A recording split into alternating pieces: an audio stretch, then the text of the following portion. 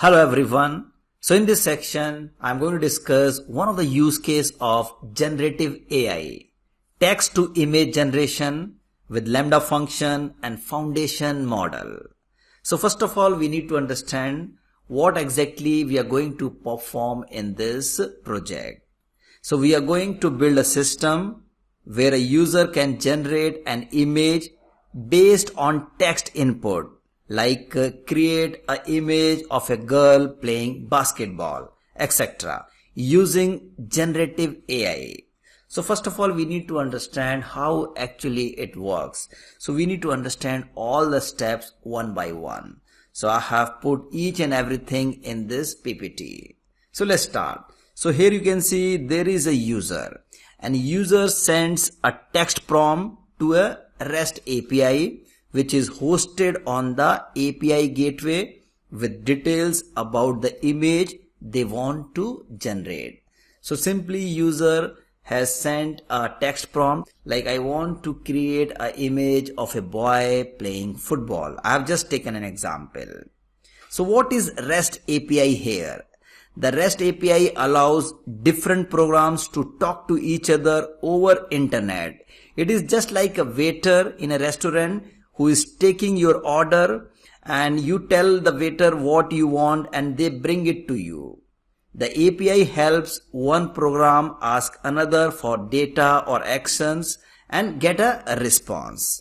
So this request goes to AWS API gateway, which then forwards it to a Lambda function.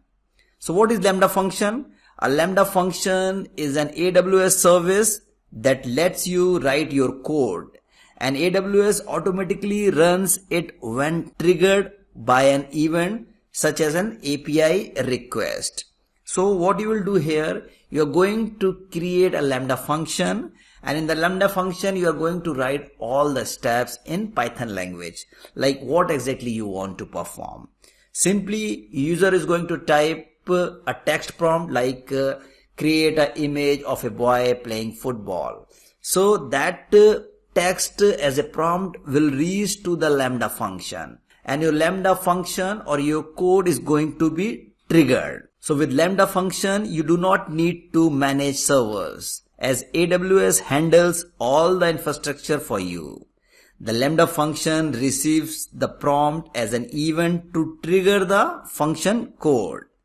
Inside the function, you define all the relevant parameters such as foundation model ID and inference settings like temperature, top P, top K, all this information that we already understood in the previous lecture.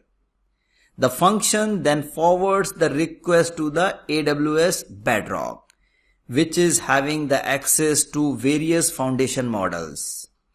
If your access to that model is already approved, it is going to generate the image based on the prompt and inference parameters. After that, the generated image is going to save into the S3 bucket. So in the Lambda function, you need to define each and everything like what is the model ID, who is going to receive your request, who is going to respond to your request, or once the image has been generated by the model, where that image is going to be saved. So you need to specify the name of your S3 bucket as well. After that, pre-signed URL is created for the image, giving the user temporary access to it. So this special link is sent back to the user via the API gateway, allowing them to view or share the image. So here a pre-signed URL is a special link that lets someone access a file stored in AWS for a limited time. It's like a VIP pass to view or download the file without needing to log in. So I hope you got some idea about this project. So in the next lecture, I am going to show you how to start building this project.